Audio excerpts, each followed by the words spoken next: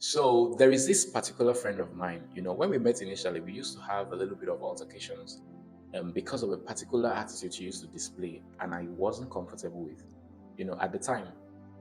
So whenever I ask her for a thing, maybe like a favor, or I ask her to make a promise, she would always say stuff like, let me think about it.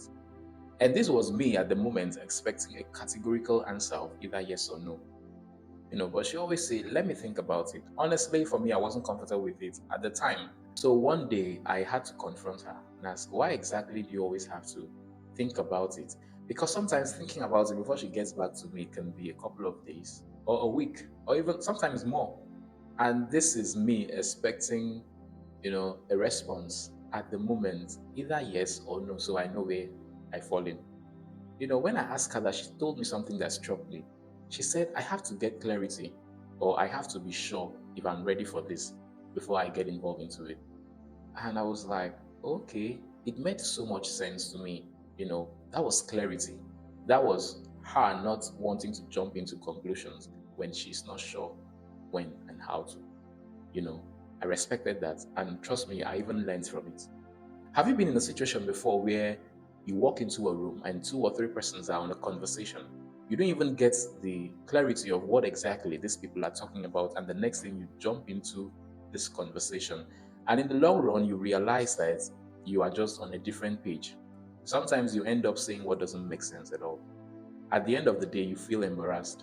You feel stupid. I mean, because everyone is like, you didn't really get cleared what we talked about and you jumped into it.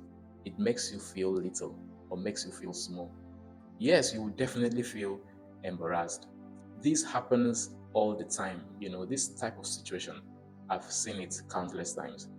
One of the strongest habits you can develop is knowing when to step back if you don't get cleared or understand the situation. Whether it's a conversation, whether it's a business deal or a decision, that affects your future, always do well to pause before getting involved. Confusion is not a sign to rush in.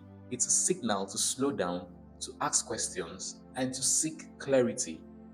Getting involved in things you don't fully understand can lead to unnecessary stress.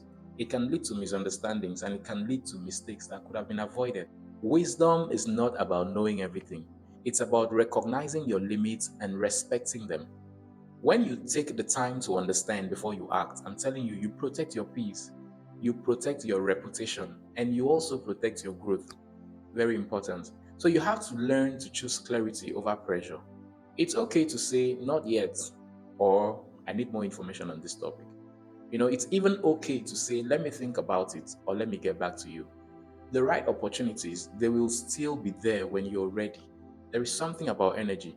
When you're ready for it, they will still be there. So there is no point rushing into what you're not clear about. Bishop Oyedepo once said something. He said, any business you don't have a clear understanding about, make sure you don't invest into it. And that was true.